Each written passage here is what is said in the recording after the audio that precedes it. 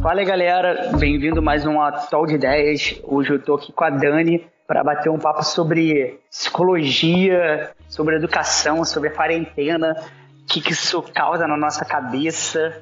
E fala aí, Dani, quem é você? E aí, galera? Bom, eu sou Daniele Postorivo, sou psicóloga, sou formada na UERJ, que mais? Sou psicoterapeuta, além disso também trabalho com a área de pesquisa e neurociências. Acho que é isso, né?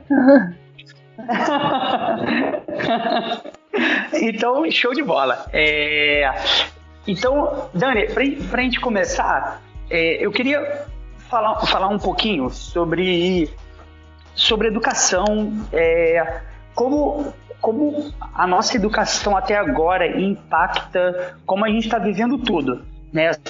Como o nosso processo de educação tradicional faz com que a gente passe por essa quarentena, por esses momentos difíceis que a gente está passando, sobre eleição, sobre política, sobre um pouquinho de tudo, assim.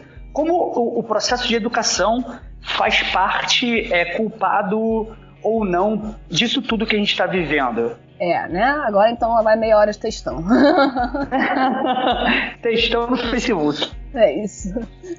Olha, da maneira como eu enxergo, assim, eu acho que o sistema educacional é uma coisa muito arcaica, né? Então, é só você pensar no modelo da sala de aula, né? Assim, eu estudei no Pedro II, né? Na unidade mais antiga, e era a mesma sala de aula, né? 200 anos era a mesma sala de aula, eram os mesmos corredores, tudo igual, né? E o que isso quer dizer, de uma certa forma? Isso quer dizer que você tem um professor ali, num palanquezinho, né?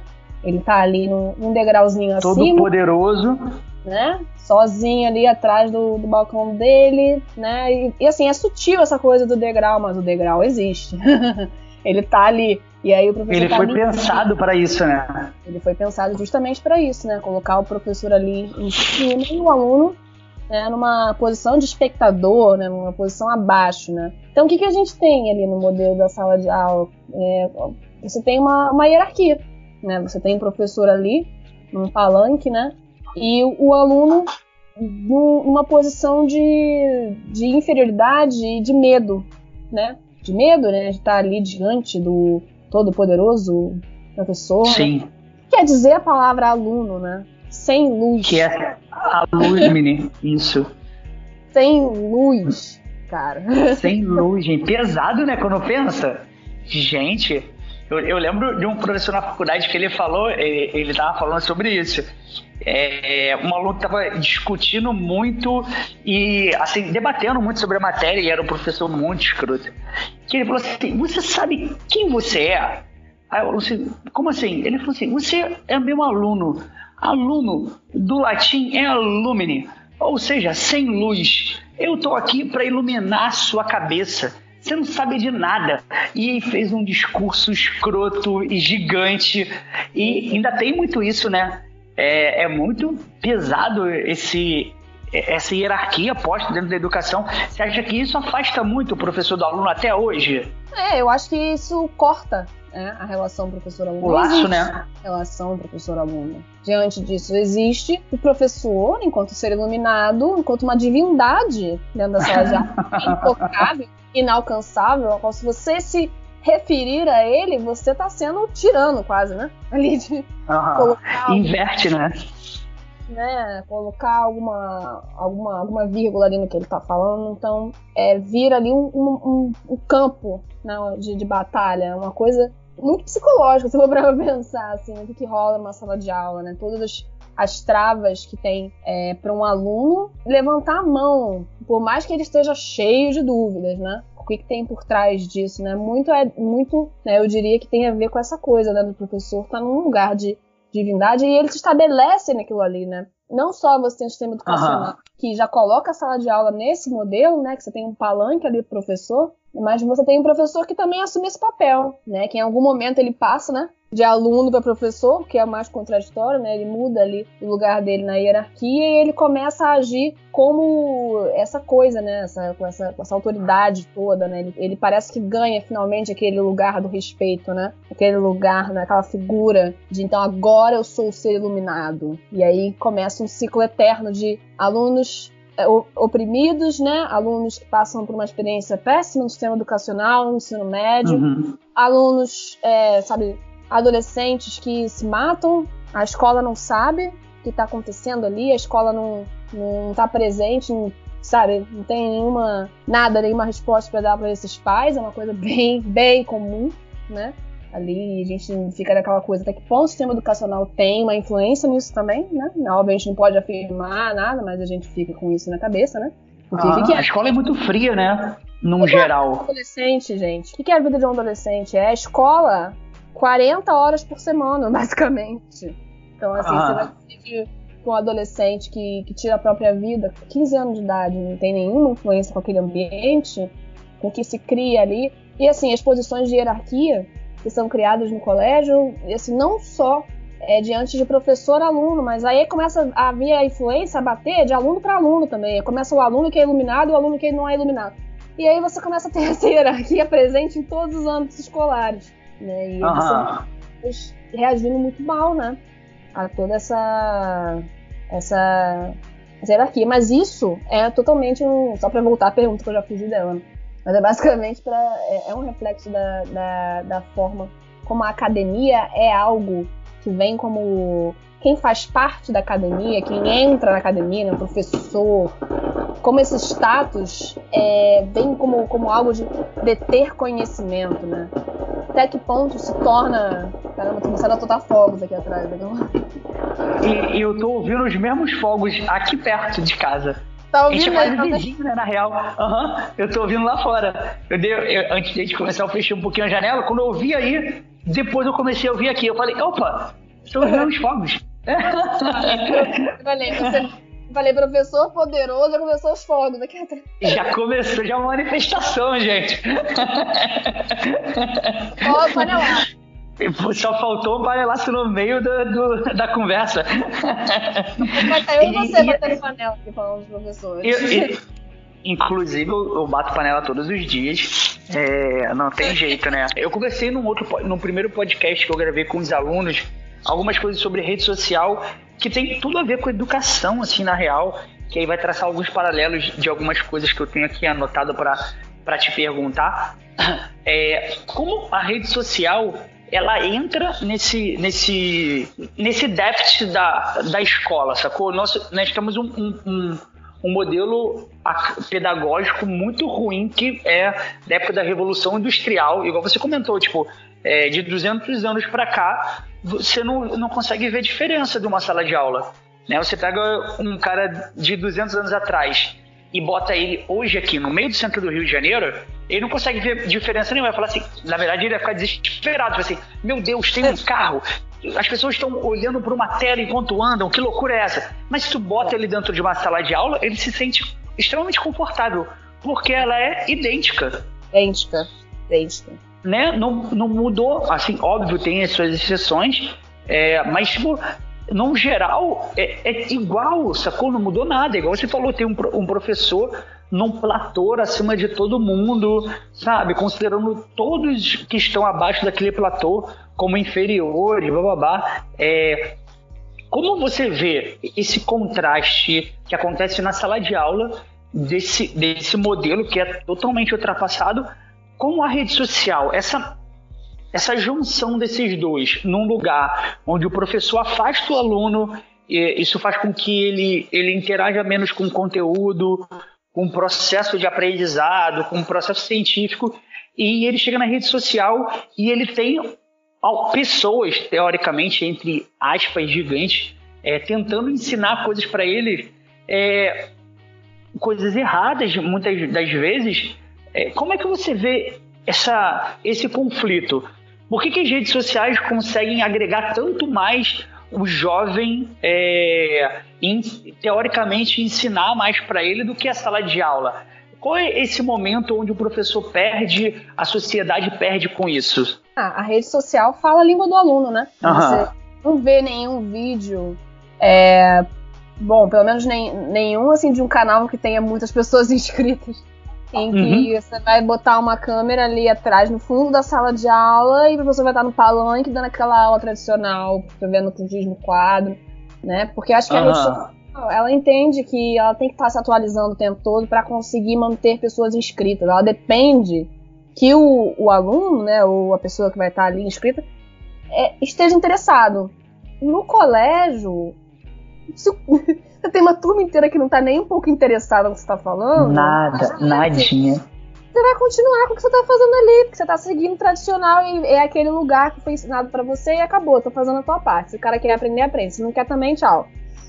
Muito professor tem essa coisa. Agora, na rede social, se o professor tem essa postura, ele não vai ter seguidor. A rede social deixa claro que existe ali uma necessidade do professor estar se adequando à realidade do aluno, para que o aluno sequer se inscreva no canal dele. Ele precisa da aprovação do aluno, né? Ele precisa. Ele começa a falar a língua do aluno, ele começa a falar de uma maneira mais descolada, ele começa a colocar musiquinha no meio, editar vídeo, botar umas coisas mais interessantes. Quase como os professores de pré-vestibular começaram a fazer muito, né? Que aí virou meio que uma cúpula, né? Professores de pré-vestibular e professores tradicionais, né? Tradicionais. Tentando fazer a coisa de uma maneira mais dinâmica, aprender atenção, tudo mais. Então, o professor da rede social é quase como se fosse o professor do pré-vestibular. Ele tá todo tempo tentando ganhar a atenção do aluno, vir com algo, né, assim, que fale um pouco mais a língua dele. Agora, o professor da sala de aula, o cara tá garantido ali no lugar dele, muitas vezes até cansado. Mas assim, né, tipo, mesmo com alguns professores, ainda é bem pouco assim. Conteúdos bons, assim, de sala de aula, professores conseguem uma proeminência na rede social. O que eu vejo muito sei lá, academia, o processo educacional perdeu o aluno para desinformação, que acontece muito na rede social. Sacou? Tipo, por que o professor, mesmo esses mais engajados que falam a língua do jovem, ele não consegue entrar tanto e competir tanto com a desinformação? O que a desinformação tem de tão atrativo? O que você acha? Eu acho que a desinformação é mais fácil, né? Ela entra com facilidade, né? Talvez seja algo leve, né? Quanto que você estudar, você se dá o trabalho de aprender o que historicamente quer dizer alguma coisa, você ir a fundo num conceito e tal. Isso tudo é pesado, né? Pra você escolher fazer isso dentro de casa, na tua rede social. Você prefere uma coisa mais boba, assim, né? Uma coisa mais que não te dê tanto trabalho, eu diria assim, né? Eu acho que nesse sentido. Não sei se entendi. Não, é bem por aí mesmo, porque eu lembro há pouquinho tempo, um amigo me colocou num grupo de discussão política, teoricamente, e ele falou assim, pô, Vini, você gosta muito de falar sobre política, você sempre lê muito, e aí eu tô num grupo aqui que o pessoal fala umas coisas que às vezes eu não sei o que falar, por isso que eu te mando, porque eu não sei como debater, não sei o que, blá blá blá. Eu falei, não, beleza, vamos lá, me bota nesse grupo aí, a gente troca essa ideia. E aí, assim, na verdade não era um grupo de debate político, era um grupo de propagação de desinformação. Assim, era um negócio grotesco, assim, desde antivacina, passando pelo homem não foi à lua, até terra plana, sacou? Era muito hardcore a parada. E isso que você comentou, eu até anotei aqui, que a desinformação ela é mais simples. Essa galera, eles falam coisas que são mais palatáveis. E teve um momento que eu fiquei discutindo com uma galera, assim, do grupo sobre a Terra plana. Olha o nível, Dani. Sobre a Terra plana. Eles estavam tipo, não é possível, não sei o quê. E assim, eu fiquei encurralado no momento que eu não sabia como explicar para eles sem ser matematicamente.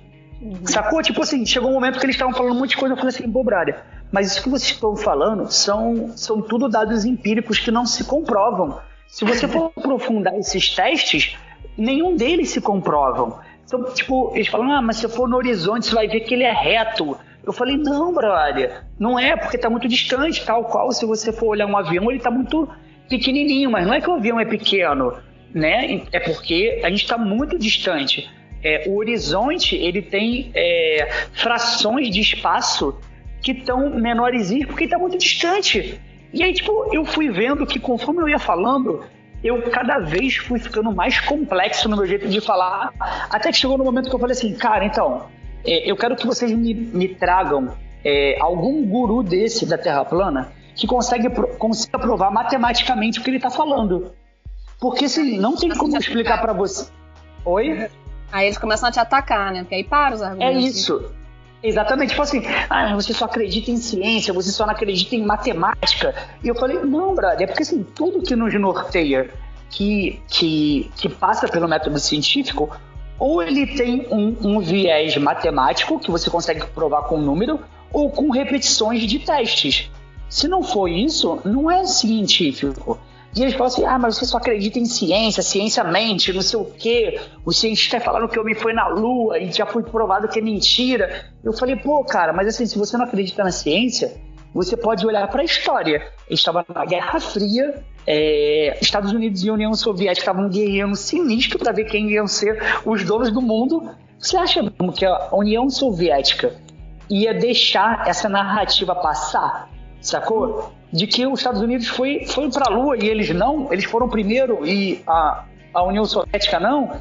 Eles falam assim, mas isso daí é tudo mentira, foi construído. Eu falei, cara, como é que eu falo com essas pessoas que não acreditam em absolutamente nada que é uma prova plausível, sacou? Então, como é que faz, Dani? Bom, como é que faz, né? É uma pergunta. A gente estava falando de União Soviética. Fuzila! Brincadeira. Fuzila não. Fuzila assim, pô. Só alguns. Fuzila só alguns. Mas assim, é uma coisa curiosa isso, mas o ser humano tem uma coisa, uma obsessão por teoria da conspiração, que é uma coisa incrível. Caraca, lindo isso, fala. Eu não sei explicar isso, eu não acho que ninguém explica um negócio desse. O ser humano tem uma coisa quase que, assim, sabe, mística, um interesse místico, assim, de olhar para o mundo de uma forma em que ele não precise sentar ali e seguir o manual de instrução, seguir a coisa sistemática que é o estudo, e você não consegue estudar tudo em um dia, você tem que ir e nem em uma área só, e você tem que sair da sua zona de conforto. Passar por um processo chato para você realmente saber do que você está falando. Essa que é a verdade, né? Não é um processo fácil saber do que você está falando. Vamos lá. Você não fica só numa área de conhecimento, você vai para outros, você vai para outros métodos, não sei o quê. Enquanto que a teoria da conspiração vem como algo mais, como um filme. Algo leve, fácil. Parece que é tão fácil de explicar tudo. Coisas complexas se tornam simples de ser explicadas, né? Exatamente. Então, resolve, né? Resolve aquilo ali. Você não precisa passar por todo aquele sistema chato, burocrático, não sei o quê. Que aí você já sabe a resposta. Não, é mentira. Na verdade, nada disso aí, esses 10 anos que você ficou na academia, não te serviram de nada, porque você não sabe de nada. Porque a teoria da conspiração chegou aqui em 2 minutos de um documentário fajuta e me explicou tudo. Então eu não precisei realmente desses 10 anos, eu só precisei desses 2 minutos. E aí vem aquela sensação, né? De descanso, né? De descanso da alma, né? Não, eu não precisei passar o processo para saber. Né? Será que tem alguma coisa de...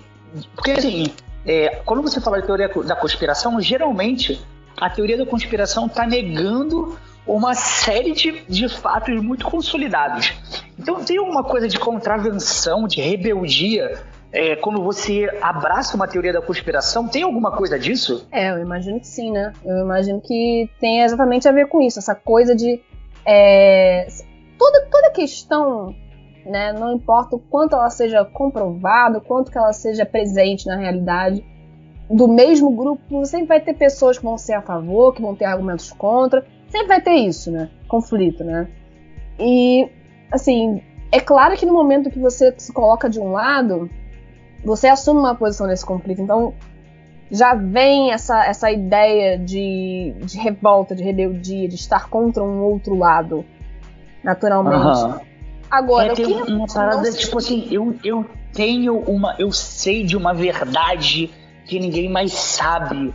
Eu faço parte de um grupo que entende alguma coisa muito profunda que ninguém mais sabe. Como é que isso funciona na nossa cabeça? Por que isso é tão atrativo? Quase sexual, gente, isso. Pessoal, meu Deus, mas eu tenho esse conhecimento, sabe? Por que isso é tão prazeroso pra gente? Porque a gente gosta de fantasiar, né?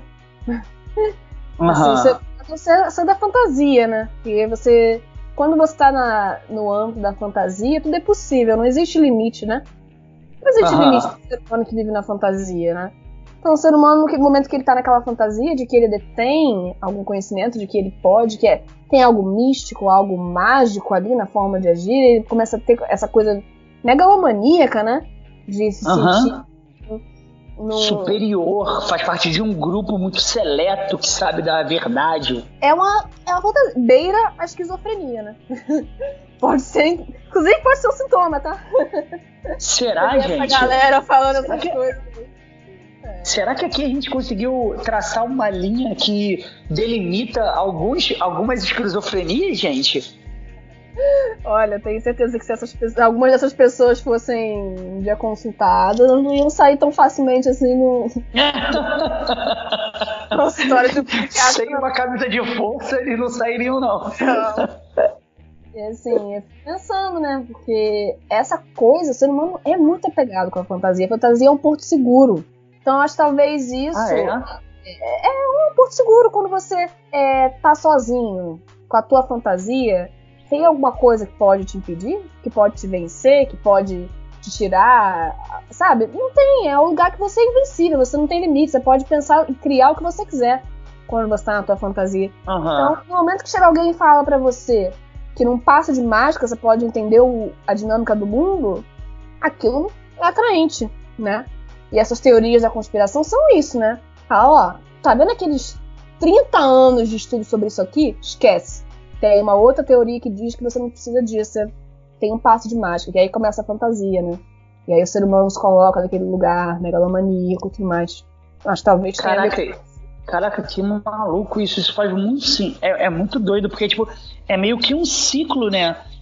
Que aí tá ali, você entra num grupo meio esquizofrênico, egocêntrico, de ser o detentor desse conhecimento e volta ali pra cima, né? Tipo, de ser um conhecimento simples, né? Essa roda.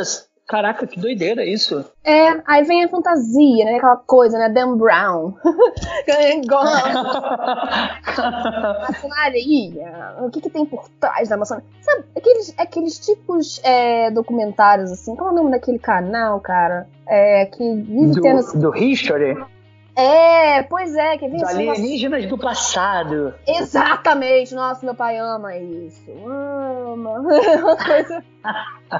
Não, os alienígenas que estão entre nós, né, começa a falar do perfil das pessoas que podem ser alienígenas. Cara, isso atrai o ser humano de uma forma que, tipo, assim, em um passo de mágica você pode passar da realidade pra fantasia. Isso é extremamente atraente. Por que essa ficção atrai tanto, gente? Eu acho que faz parte realmente da dinâmica do ser humano, assim. O ser humano não consegue só viver uma vida sistemática, robótica, né? A gente procura fantasia de diversas formas, né? A gente vai ao cinema, a gente vicia, a gente maratoniza séries, enfim, a gente fica aqui vendo Dark pro resto da vida.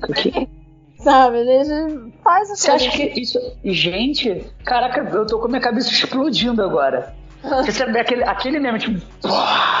Sacou? Tipo, é isso, porque é a mesma coisa. Tipo, a gente gosta tanto de filme de fantasia, de coisas fantasiosas no cinema, nos livros... E a gente ter a oportunidade de vivenciar isso gera o mesmo prazer, né, teoricamente. Cara, tem gente que assistiu Harry Potter vestido de Harry Potter. Como é que você explica um negócio desse? Aí o Vini fala, poxa, eu ia. Pô, então, eu ia ficar quieto, mas eu fui assistir a pré-estreia do último, que foi dividido em duas partes. Eu só não fui fantasiado porque eu não tinha fantasia, tá? Inclusive, quase que eu esmurrei uma criança se eu não tivesse uma ética muito grande, porque tinha uma criança com uma varinha do Voldemort, muito igual. Eu falei, gente, eu dou-lhe uma moca nessa criança e pego essa varinha. Nossa, eu ia ser uma pessoa muito feliz. Então, assim, faz muito...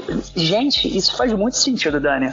Mas isso. Essa coisa, por exemplo, vamos lá, se você tivesse a oportunidade de ir fantasiado nesse dia e ver a pré-estreia, o que você ia sentir? Você consegue pensar no que você ia sentir? Não, eu acho que eu me senti pertencendo ao filme. Exatamente. Você ia estar dentro da fantasia. Que foda. Você quer ser o Harry Potter. Eu queria namorar o Harry Potter. Super. Caralho, Dani, que foda. Aquele perfil assim, aquele menino problemático, precisa ser entendido, tem uma cicatriz na testa, não sei o que. Nossa, era louco. Que tem uma história complexa por trás. Nossa, que maravilhoso isso. Eu tô até meio catatônico aqui com essa descoberta. A gente busca isso em tudo. A gente busca esse desvio do robótico, do sistemático o tempo todo. Sabe? Só que tem gente que é tão apegado a isso, e aí explicar por que uns são mais, outros menos, aí realmente é impossível, né? Mas a galera que simplesmente se apega por qualquer coisa que te tire, assim, que te coloque nesse lugar do contra, no existe uma verdade além do que é habitual, do que é conhecido, né? A ciência tem um motivo de ser ciência, e não é o que você está pensando, não é bem por aí, e aí começa tudo a virar ficção, né? Tudo começa a virar ficção. Cara, e isso é muito maneiro o que você tá falando. Eu acho que faz muito sentido, porque assim, eu consigo, até então, até você fazer minha cabeça explodir agora, eu conseguia, tipo, entender algumas coisas. Tipo assim, quando eu conversava com alguém que defendia com muita energia, sei lá, a Terra plana, não sei o quê. E quando eu ia fazer uma análise dos argumentos e do porquê, eu sempre via muito isso, assim, do que você falou lá em cima. Da simplicidade. Quando o cara passa essa desinformação, geralmente é um conteúdo, um conhecimento que é muito simples, é muito simplório, sabe? Então qualquer um sem pouca instrução consegue palatar isso. Eu não conseguia entender como alguém com instrução caía nisso, sacou? Tipo assim, é sério, porque tipo, eu tenho um amigo que ele é super inteligente e assim, ele virou um radical dessa última eleição pra cá e começou a divulgar desinformação e teoria da conspiração que eu não conseguia entender como. Tipo assim, brother, como assim, cara? Você tá divulgando desinformação que tangenciam tudo que você estudou na sua vida. O cara é biomédico, ele terminou a biomedicina, então ele sabe muito sobre micro-organismos, não sei o que, blá blá. Agora ele tá terminando engenharia, porque ele ficou meio desiludido com a academia. E aí eu vi ele divulgando umas desinformações em uns canais, que um dia eu fui conversar com ele e falei assim, pô, brother, você tem noção que você tá pedindo pra eu assistir uma série de vídeos de uma pessoa que fala que vacina é mentira? Você tem noção disso, brother? Tipo, isso vai contra tudo que você estudou na sua vida. Caraca, como isso pode? Ele, não, mas isso daqui, ele tá equivocado, mas se você for olhar isso e isso, e aí tu fica assim, meu Deus, cara, como é que a pessoa entra nisso? E se a gente agora, depois de ouvir isso que você falou, a gente querer estar nessa fantasia, sabe, desse prazer de viver o fantasioso, de criar a realidade, cara, faz todo sentido agora. É isso. É a persona dele, né? Você vê? Ele, enquanto profissional de uma área biomédica e tudo mais, né? É uma pessoa, mas aí tem a persona dele, né? Aquele que, além de profissional, vê o que os outros profissionais não veem naquele grupo ali que é automaticamente excluído da ciência. Então ele vê além, né? É a persona dele, né? Ele vê além, né? Ele tá ali acima dos próprios colegas da classe dele, né? Percebendo ali, tem de bom naquele, tem de real nessa galera falando contra a vacina, qual é o lado que Isso até lembra uma coisa que eu estava conversando com o Rodrigo esses dias, que são os grupos que apoiam o Charles Manson. Uhum. Eu pulei de uma área para outra, mas é a mesma coisa. Cara, como é que você tem um grupo imenso de pessoas mandando cartas de amor por um líder de assassinatos grotescos? Gente, ele é casado, né, cara? Com uma menina, e depois dele ser preso. O cara era assim... Não sei se você gosta de System of a Down, mas aquele cara... É um guitarrista, né, dele? Não sei se é guitarrista agora. Aquele que faz os backings, né? Esqueci o nome dele. Sim, que ele dá... O dia que o Charles Manson morreu, o cara postou uma dedicatória de amor pra ele no Facebook. Mentira, sério? O cara do System of a Down? Sabe por quê? Porque olha qual é o discurso dele. Eu sei que ele matou, que ele foi o mandante, né? Que ele não matou, né, ninguém, mas ele foi o mandante de crimes grotescos. Mas vocês têm que ver além do assassino. Ou seja, ele é extremamente especial, porque ele consegue enxergar além do que todo mundo vê o assassino, que é o que ele realmente era. Certas coisas que você não tem que fantasiar, que você não tem que relativizar, né? Mas aí não, o cara vai lá e enxerga o filósofo além do assassino. Quão fantasioso isso é, né? Quão expert ele era, como ele viu além, como ele tá assim. Isso tem uma coisa aí. Caraca, isso é muito... Cara, gente, minha cabeça ainda tá muito explodindo a partir daquele momento até agora. A cada segundo ela tá explodindo de várias outras coisas. E tipo... tipo assim, é meio que isso. Você usou agora outra palavra que foi muito importante pra minha cabeça explodir mais uma vez. Que é essa coisa, né, faz você se sentir especial. E todo mundo quer se sentir especial. É isso. E aí, né, e quando você não tem nada de muito extraordinário, você procura em outros lugares, né, ou em qualquer lugar, alguma coisa que te torne especial. E às vezes, quando você apoia uma teoria da conspiração dessa, você virou alguém especial porque você faz parte de um grupo muito seleto que detém esse conhecimento. Percebe o que tem ali. Sabe que tem uma parte que é errada, mas é tão superior que consegue tirar o que tem de bom. Isso é demais, gente. E isso tem alguma origem antropológica no porquê a gente... isso é tão atrativo pra gente? Eu tava esperando chegar aí. Agora eu vou dar uma viajada aqui. Que eu acho que bom. Que eu vou ser um pouco criticado, mas é uma coisa que eu acredito, assim, de verdade. Assim. Mas para e pensa. O que é a nossa sociedade a nível mundial? Você consegue pensar em uma coisa que está presente há muitos anos, que pode ter formado a sociedade a nível mundial como ela se formou? Não em todos os lugares, mas em boa parte deles, principalmente no mundo ocidental? Como assim? Acho que eu não peguei a pergunta. Cara, o cristianismo. Cristianismo.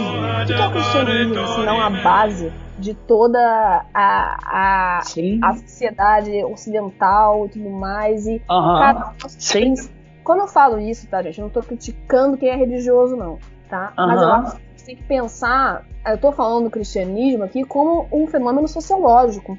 Sim. Tá? O que é uma sociedade que, durante milhares de anos, durante muitos anos, vem com uma base que pouco se modificou, ou que se modificou, mas continua com vários princípios. A nossa sociedade é movida por princípios cristãos, olha lá, olha o plural. Sim, não, real, total. E o que é isso? O que você vê, assim, de interessante nisso? Existe aquela imagem da divindade, assim. No âmbito religioso, você pode não enxergar isso como fantasia, como realidade. Mas se você pegar aquilo como algo sociológico, ou seja, você pensar em divindade como algo que faz parte da base da tua sociedade, você percebe que existe a possibilidade de você migrar do cristianismo para outras coisas com uma visão de fantasia, com uma visão de que existe algo superior, existe algo além. Existe algo que é oculto, que explica todas as coisas, que vem tem como detentor da razão, que tá além de qualquer trabalho que você possa fazer, estudo que você possa fazer, e principalmente que no final te salva. Cara, então, isso é muito legal. É uma viagem maravilhosa, mas que ela é muito boa, assim, pra gente tentar pontuar os devaneios da sociedade, né? Pra onde a galera vai indo, assim.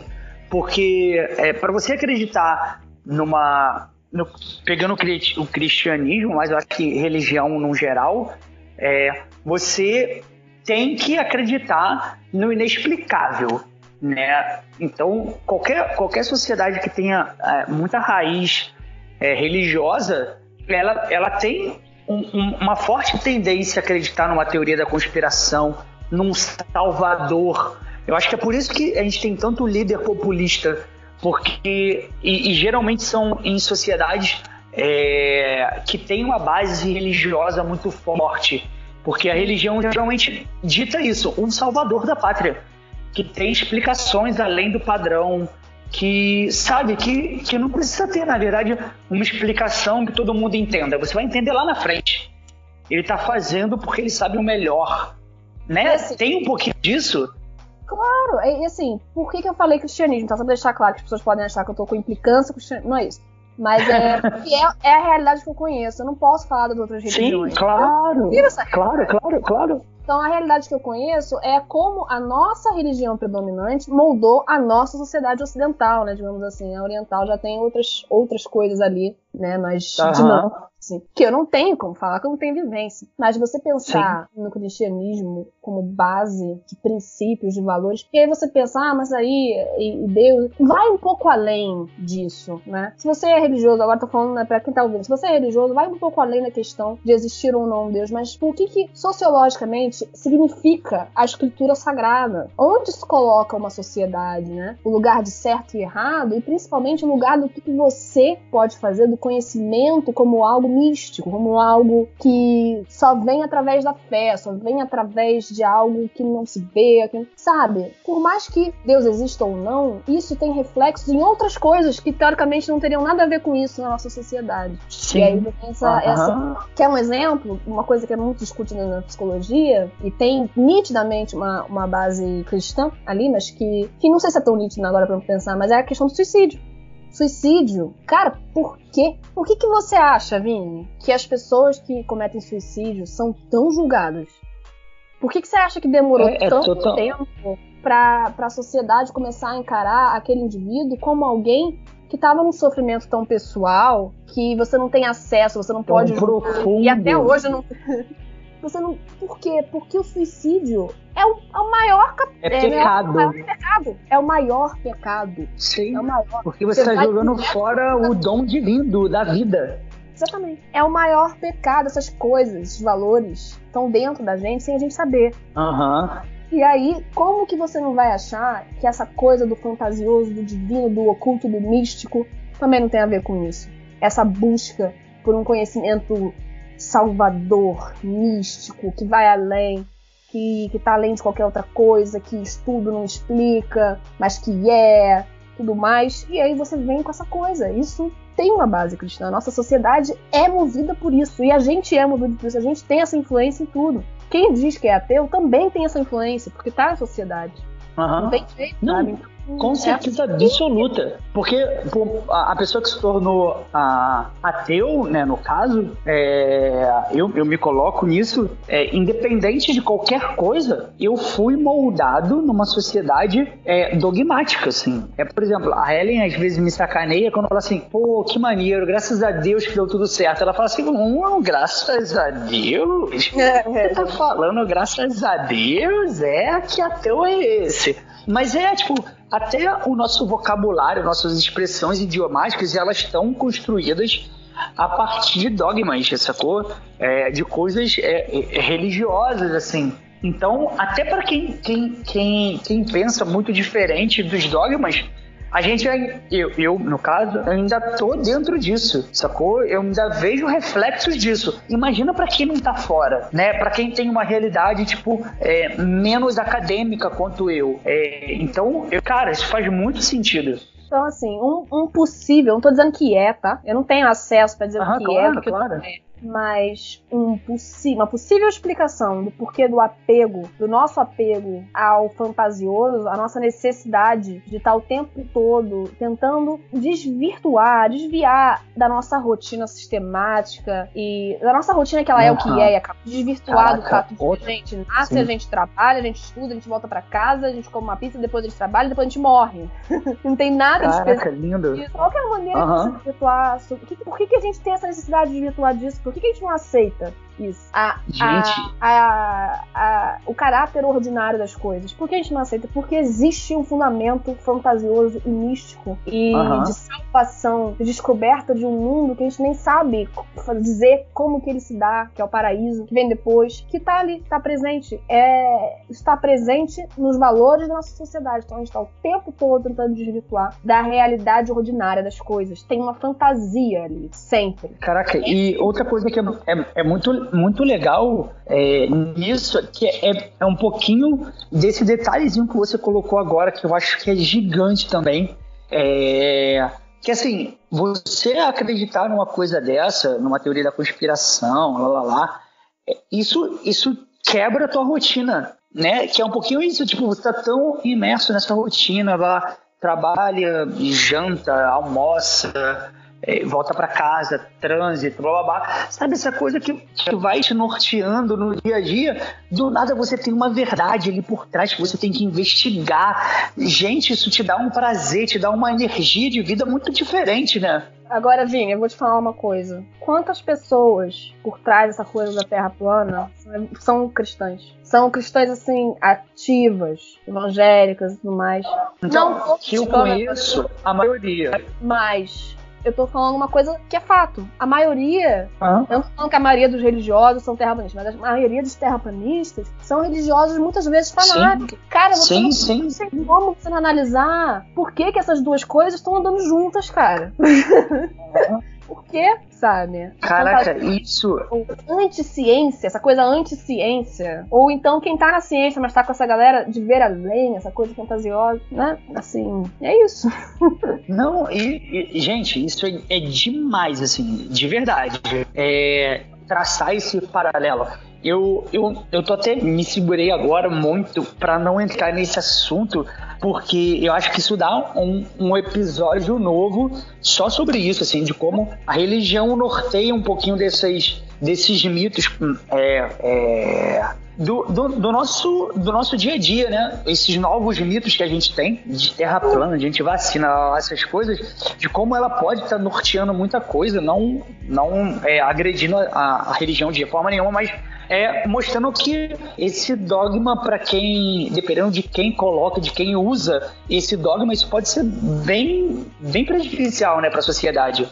E às vezes até muito direto nisso, né? Por exemplo, você vê, tem algumas pessoas que não aceitam transfusão de sangue. Sim, testemunho de Jeová. Eu já tomei uns porros no testemunho de Jeová. Eu trabalhava numa empresa de telecomunicações que uma vez eu fui doar sangue. E aí, tipo assim, depois eu fui doar na hora do almoço. Depois à noite eu tinha que ir pra faculdade. E eu falei, brother, não vou pra casa, vou voltar a trabalhar. Depois eu vou, porque, tipo, tô ganhando atestado, né? Eu falei, vou ficar no trabalho. Eu trabalhava no computador, então era de boa. Depois eu ia pra faculdade. Sendo que tinha um cara que era testemunha de Jeová. E quando eu voltei, ele me deu um maior esporrão. E ele falou assim, que absurdo você ir doar sangue, não sei o que, blá blá blá. E ele me deu o maior esporrão. Eu falei assim, cara, então assim, eu não quero entrar numa discussão com você, ainda mais num ambiente de trabalho, que eu acho que não tem nada a ver, óbvio, é uma coisa religiosa. Eu não sou religioso, na época eu nem era ateu, mas eu falei, cara, eu não sou religioso, sou um grande crítico.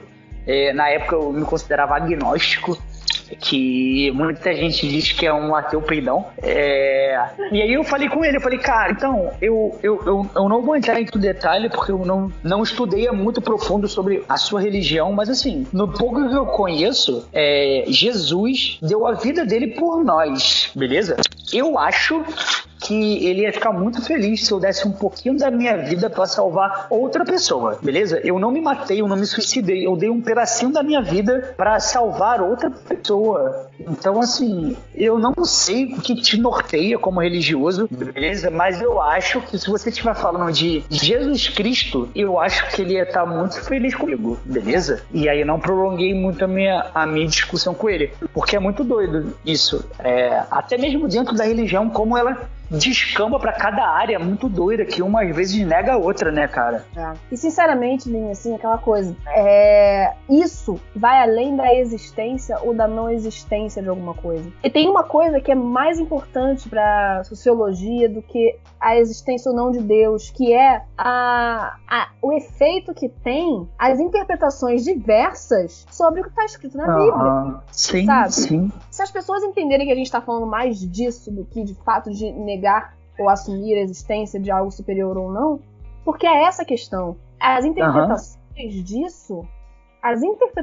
disso é que formularam a sociedade do jeito que ela é, os padrões de certo e errado, de punição, de salvação e de um misticismo, de uma coisa, enfim, isso tá além, sabe? Por isso que eu não tô aqui dizendo o que existe e o que não existe. Eu tô dizendo simplesmente os efeitos que isso tem numa sociedade. Interpretar algo como sagrado, uma escritura sagrada, algo que vai além do teu conhecimento, do teu poder. E aí você tem diversas interpretações. Assim como você teve essa interpretação do que Jesus aprovaria ou não, existem diversas. E aí a gente tem um problema. A gente não tem agora problema, né? E aí ele entra nos religiosos fanáticos que apoiam o Bolsonaro, as contradições que isso tem com os princípios que muita gente entende que são os princípios religiosos. Tem gente que entende os princípios religiosos como coisa, que entende a escritura sagrada como dizendo o contrário. E essas interpretações vão mudando. Esse conflito é uma questão da nossa sociedade. Muito além de que existe, se não existe, isso não é tão relevante porque a gente está falando aqui. Né? E é justamente assim. Né? E aí você tem aí castigo, punição, certo e errado, céu e inferno, e você tem aí fantasia e realidade.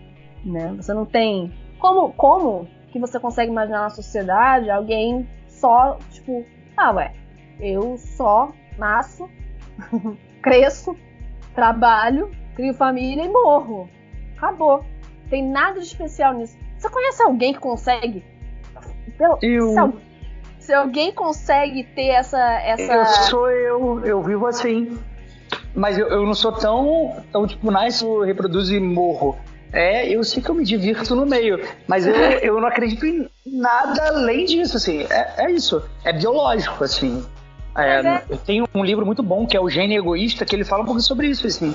A gente vai construindo coisas que são o que os nossos instintos mostram, que é a gente tentar ter pessoas próximas, as pessoas próximas vão nos dar abrigo para nos sentirmos confortáveis, para continuar vivendo e produzir família, porque é o meu gênio, tem toda uma explicação biológica por trás, se a gente não quiser entrar em dogma. É porque geralmente as pessoas não entram por esse viés, mas tem explicação também. Eu sou esse, no caso.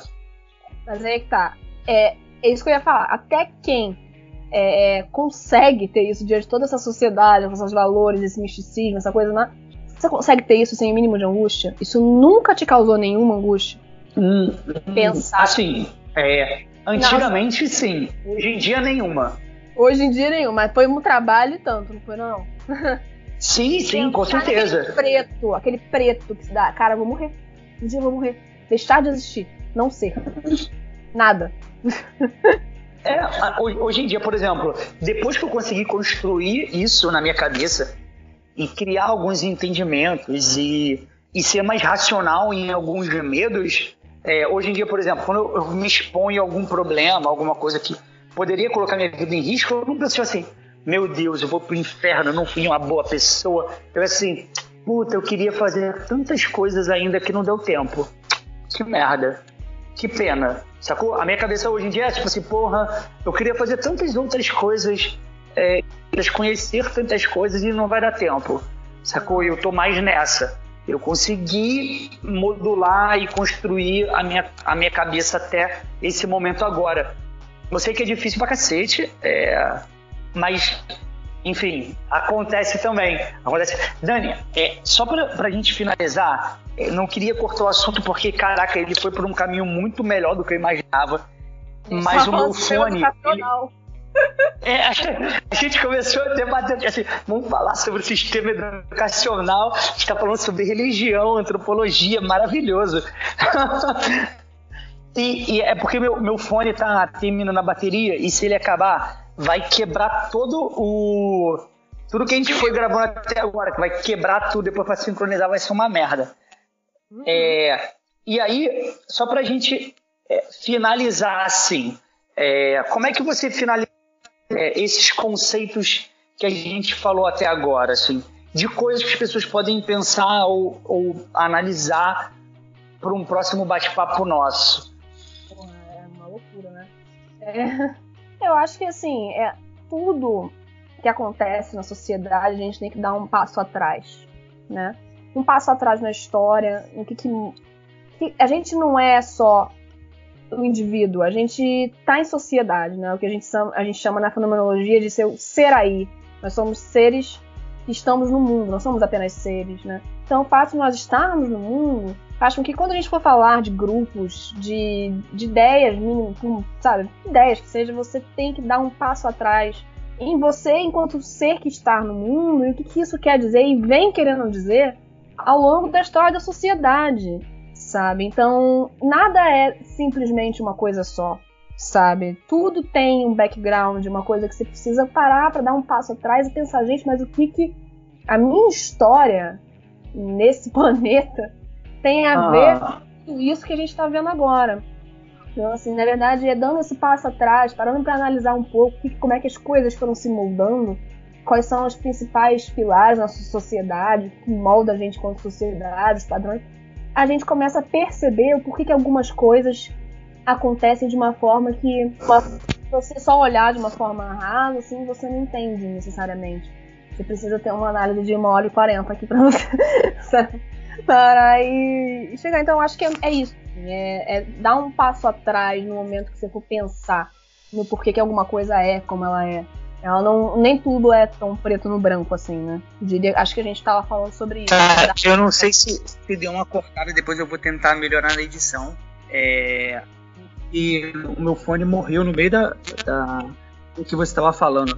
Então, assim, mas até onde eu tava ouvindo bem, eu acho que foi a melhor finalização possível, assim. Sempre dar um passo atrás e analisar de uma forma diferente. Eu acho que isso é uma finalização maravilhosa. É isso, nem tudo... Aliás, nada é tão preto no branco assim. Tudo tem um background, tudo tem uma questão de você estar inserido em algum contexto para que você explique comportamentos, né? Acho que isso é basicamente o que a gente falou hoje, né? Gente, maravilhoso. Dani, brigadão. Caraca, adorei muito. Tá bom, gente, então foi ótimo. Obrigado, Dani. Desculpa ficar até esse horário, porque vocês já são 1h da manhã. Mas foi muito legal esse bate-papo, brigadão. E espero que vocês gostem e até o próximo. Valeu!